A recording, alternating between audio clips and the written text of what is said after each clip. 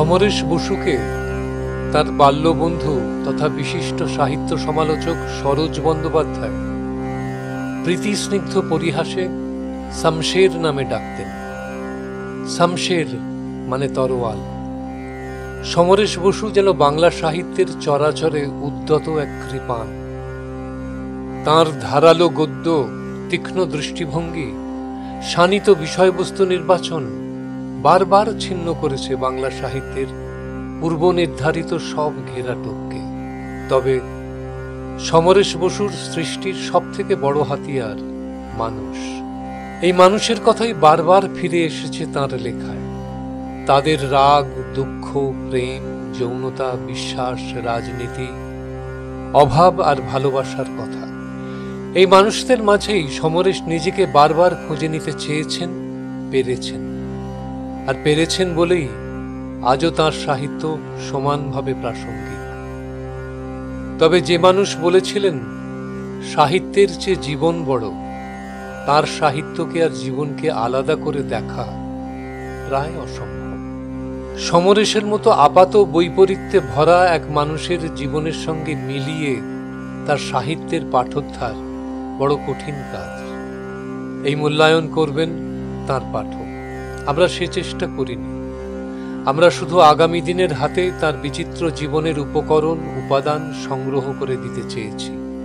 চেষ্টা করেছি একটা পরম্পরাগত এবং তথ্যনিষ্ঠ আলেখ্য সাজাতে, যার মধ্যে বহুমুখী এবং বহুরূপী সমরেশের নানা সময়ের নথিচিত্র ধরা পড়বে। সমরেশ বসু ডিজিটাল আর্কাইভ সেই চেষ্টারই ফসল।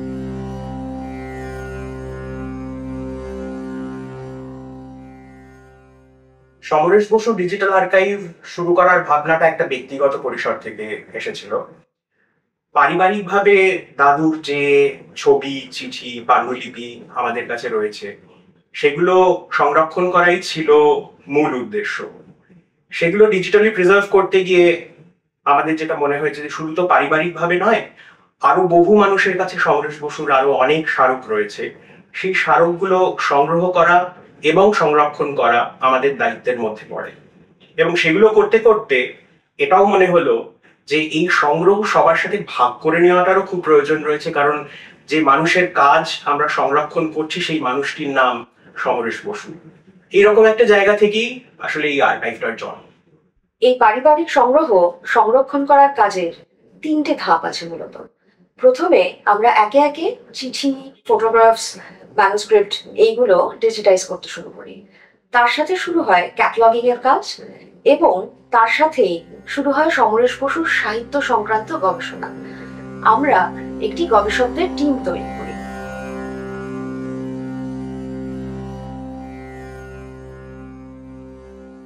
গবেষণা সূত্রে বারবার উঠে আসে যে Samaresh Basu extensive field notes নিতেন। উদাহরণস্বরূপ, দেখিনায় ফিরে লেখার আগে উনি বহু বছর গবেষণা করেছেন, শিল্প ইতিহাস নিয়ে পড়াশোনা করেছেন।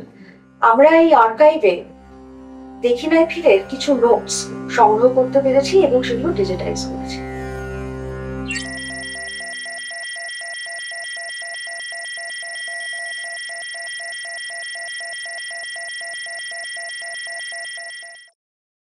এই আর্কাইভটি দেখার জন্য গুগলে somoresbosu.com লিখে সার্চ করুন।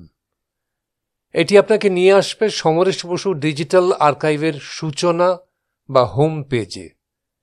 এই পেজ থেকে আপনারা সরাসরি চলে যেতে পারবেন ওয়েবসাইটের বিভিন্ন ভাগে। আর্কাইভ পেজে রয়েছে আমাদের সংগ্রহ থেকে বাছাই করা আলোকচিত্র, চিঠিপত্র এবং পাণ্ডুলিপির কিছু অংশ। 15 বছর বয়সে প্রকাশিত সমরেশ বসুর হাতে লেখা বীণা পত্রিকার প্রতিলিপি এই আর্কাইভের একটি দুর্লভ সংগ্রহ। এই পত্রিকায় রয়েছে সমরেশের হাতে আঁকা ছবিও। ওয়েবসাইটে লাইফ অ্যান্ড ওয়ার্কস বা জীবন এবং সাহিত্য সেকশনের 3টি ভাগ রয়েছে। প্রথমটি সমরেশ বসুর জীবন স্মৃতি। 1924-এ তাঁর জন্ম থেকে 1988-তে তাঁর জীবনাবসান পর্যন্ত সমরেশের জীবনের নানা উল্লেখযোগ্য ঘটনার একটি সময়রেখা ধরা হয়েছে এই অংশে। দ্বিতীয় ভাগটিতে রয়েছে সমরেশ কালকুট এবং ভ্রমরের কলমে রচিত উপন্যাস, ছোট গল্প এবং প্রবন্ধর একটি সম্পূর্ণ তালিকা। তৃতীয় ভাগটিতে আমরা একত্র করেছি সমরেশ বসুর উপরে প্রকাশিত কাজের একটি সূচি। এর মধ্যে রয়েছে বই, পত্রপত্রিকার বিশেষ সংখ্যা এবং গবেষণামূলক কাজ। এই ওয়েবসাইটটি বাংলা এবং ইংরেজি দুই ভাষাতেই দেখা যাবে। ভাষা বদলের জন্য উপরের মেনুতে সেই ভাষার লিঙ্কে ক্লিক করতে হবে। আপনারা এই ওয়েবসাইটটি আপনাদের কম্পিউটার, ল্যাপটপ এবং ফোনে দেখতে পারেন। এই আর্কাইভের লক্ষ্য যেরকম সমরেশ বসুর জীবন এবং সাহিত্যের মধ্যে যে চলাচল, তা নথি এবং তথ্য দিয়ে পাঠকদের কাছে আরো সহজলভ্য করে তোলা। তার পাশাপাশি বিংশ শতাব্দীর বাংলা সাহিত্যের যে ইতিহাস, সেটা নিয়ে যারা কাজ করছেন, গবেষণা করছেন, বা লেখক লেখিকাদের পরিবার বা এমন কোনো প্রকাশনা সংস্থা যাদের সংগ্রহ প্রাতিষ্ঠানিক আর্কাইভের নথিভুক্ত করা সম্ভব নয়, আমরা তাদের জন্য একটি নির্দেশিকা তৈরি করব আর্কাইভ এবং সংরক্ষণ নিয়ে। ভবিষ্যতে এই নির্দেশিকা পাওয়া যাবে আমাদের ওয়েবসাইটে।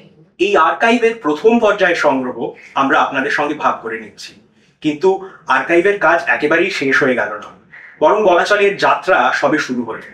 আমরা আশা রাখি আগামী দিনে আমরা আরো অনেক মূল্যবান তথ্য, নথি, স্মারক এই আর্কাইভে যোগ করতে পারবো। এই মর্মে আপনাদের কাছে আমাদের আবেদন যে আপনাদের সংগ্রহে সমরেশ বসুর কাজ এবং জীবন সংক্রান্ত যদি কোনো স্মারক থেকে থাকে, যেমন কোনো চিঠিপত্র বা ছবি, সেগুলি আপনারা যদি ডিজিটালি সংরক্ষণ করতে চান, তাহলে আমাদের সঙ্গে অবশ্যই যোগাযোগ করুন।